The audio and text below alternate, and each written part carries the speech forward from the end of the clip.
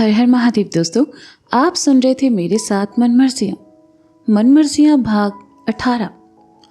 गोलू से मार खाकर मंगल फूफा उदास होकर वहां से चले गए। गुड्डू खामोशी से उन्हें जाते हुए देखता रहा। गोलू ने मंगल फूफा को जाते देखा और कहा, देखा गुड्डू भैया, मार खा के भी अकड़ नहीं गई फूफा की। साला 10 रुपए की चाय भी बर्बाद की इन पर। नहीं कहा लगा आपको, आपकी वो दूध कम पानी ज्यादा चाय पीकर फूफा आपको देवता समझ लेंगे। अरे माफी तक नहीं मांगे आपसे, अपनी गलती की और चले गए। गोलू बड़बड़ा ही रहा था कि तभी मंगल फूफा भागते हुए वापस आए और उनके पीछे गुड्डू के ड्राइवर की गुत्ती पकड़ी यादव जी। यादव जी के एक हाथ में लड़के की गर्दन थी तो दूसरे हाथ में बड़ी सी ईंट और आंखों में था खून सवार, जो आज वो मंगल फूफा का करने वाले थे। गुड्डू और गोलू हैरानी से ये मंजर देख ही रहे थे कि मंगल फूफा भागते हुए आए और गुड्डू गोलू को चीरते हुए निकल गए और जाकर छुप गए गुड्डू की दुकान में।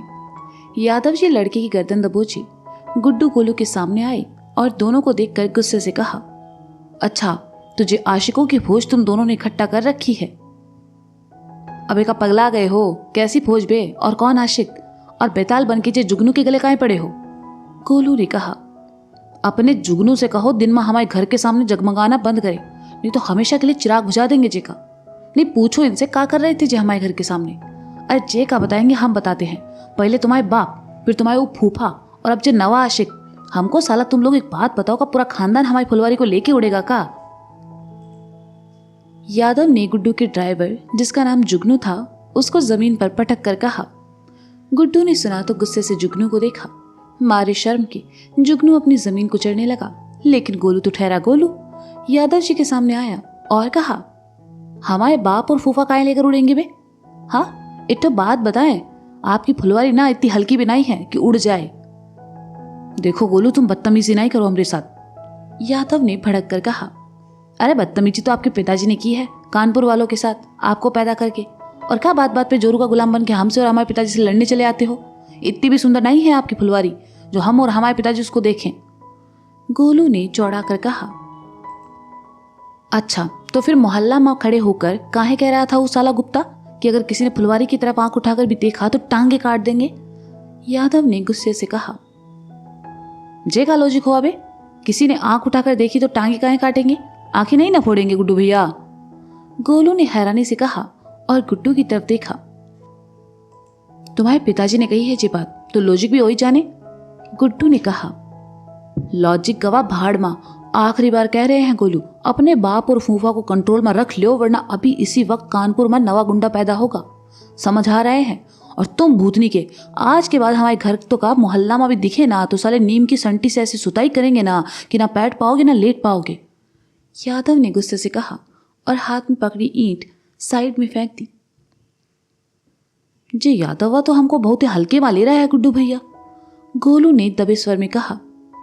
अबे चाय दो, बीबी का मामला है, गुस्सा तो आएगा ना, गुड्डू ने भी दबे स्वर में कहा। हाँ ठीक है, समझा देंगे पिताजी को।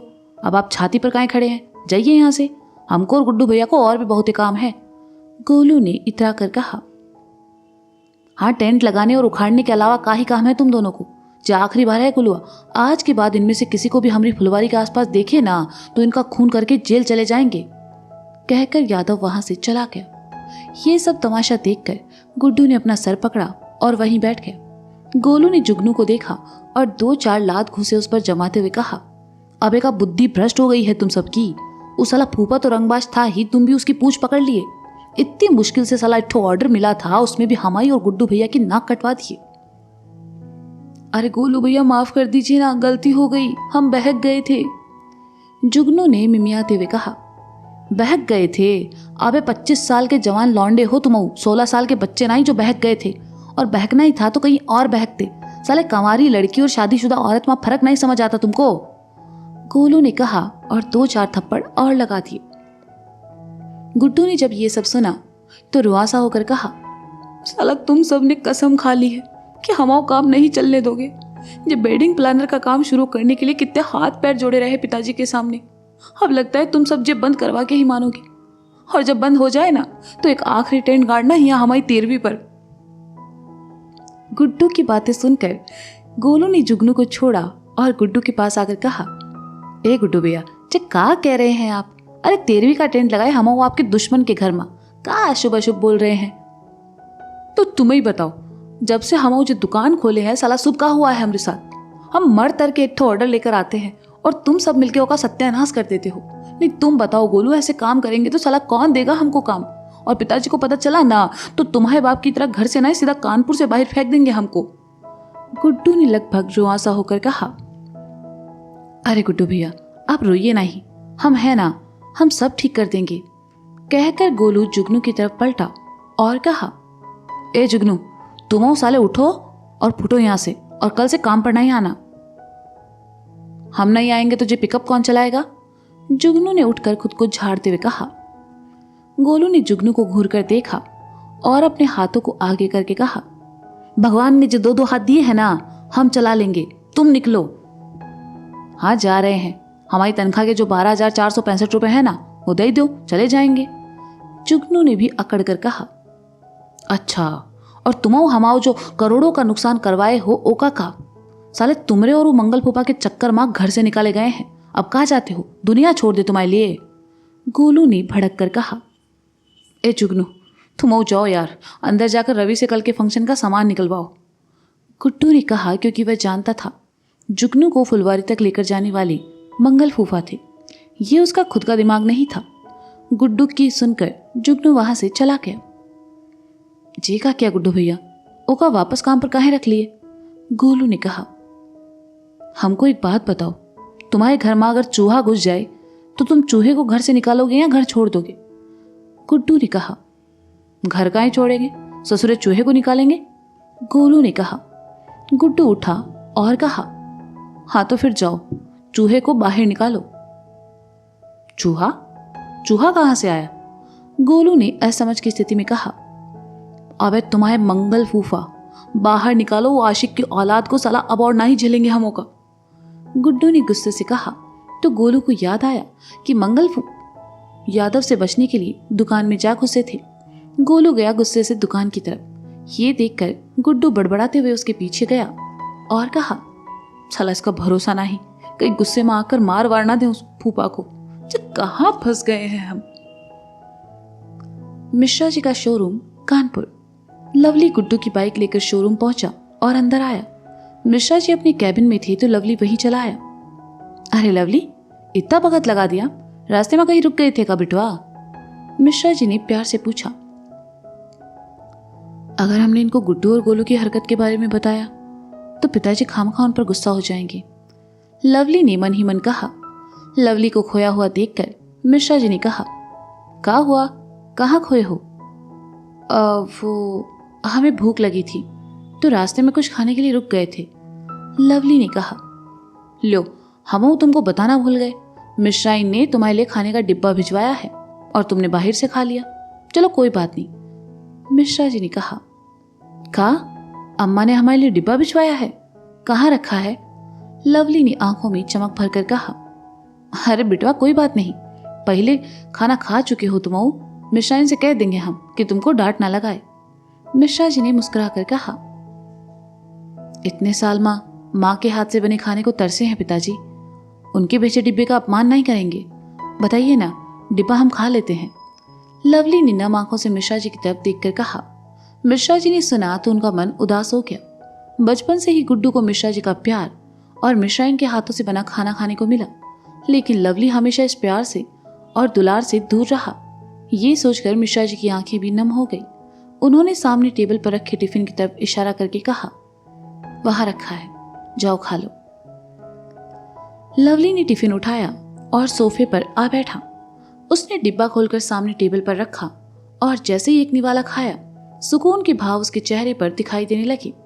लवली खुशी से खाना खाने लगा और मिश्रा जी फिर अपने हिसाब किताब में लग गए। तभी उनका फोन बजा। स्क्रीन पर गुप्ता जी का नंबर देखकर मिश्रा जी मुस्कुराए और फोन उठाकर कान से लगाकर कहा, नमस्ते समधी जी, कैसे हैं? मैं ठीक हूं, आप कैसे हैं? गुप्ता जी यानी शगुन के पापा ने पूछा।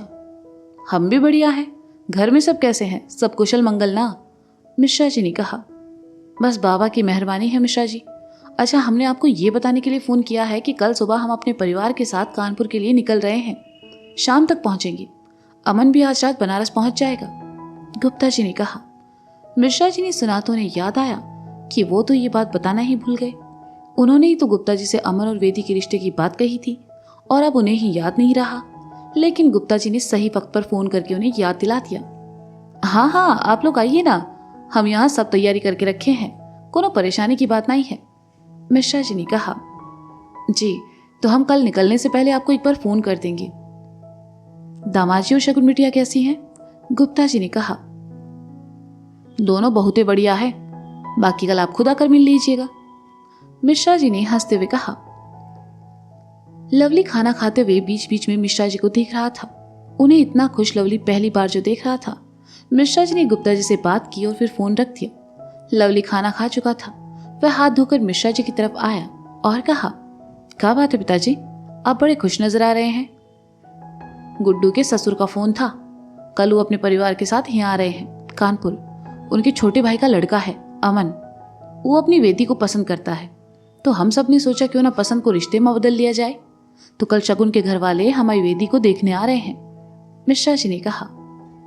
ये तो बहुत खुशी की बात है पिताजी, लवली ने मुस्कुरा कर कहा। लेकिन मन ही मन उसे बिंदिया का ख्याल आया और उदासी उसकी आंखों में तैर गई। मिश्रा जी को सबकी पसंद, सबका प्यार नजर आ रहा था, बस लवली का नहीं। मिश्रा जी ने लवली की तरफ देखा और कहा, अच्छा लवली, हम कह रहे थे कि आज घर जल्दी चलेंगे, रास्ते में मोहन हलवाई को ताजा मिठाई बनाने का ऑर्डर दे देंगे और केशव पंडित से भी मिल लेंगे। जी पिताजी, कहकर लवली बाहर चला आया और काउंटर पर आकर अपना काम करने लगा। गुप्ता जी का घर कानपुर। अरे यार गोलू की अम्मा, हम तुम्हारे सर की कसम खाते हैं, हमारा कोनो चक्कर नहीं है फुलवारी के साथ। अरे हम तो उनको बहन की नजर से देखते हैं, हमारी बात का विश्वास करो, काहे हमारी छाती के बाल नोचने पर तुली हो। कमरे के दरवाजे के बाहर खड़े गुप्ता जी ने गुप्ताइन को मनाते हुए कहा। गुप्ताइन अंदर कमरे से बिस्तर पर गिरी तकिए में मुंह छुपाए रो रही थी। आखिर इस उम्र में उन्हें गुप्ता जी के कारनामों का पता चल रहा था और ये सब जो देखना पड़ रहा था।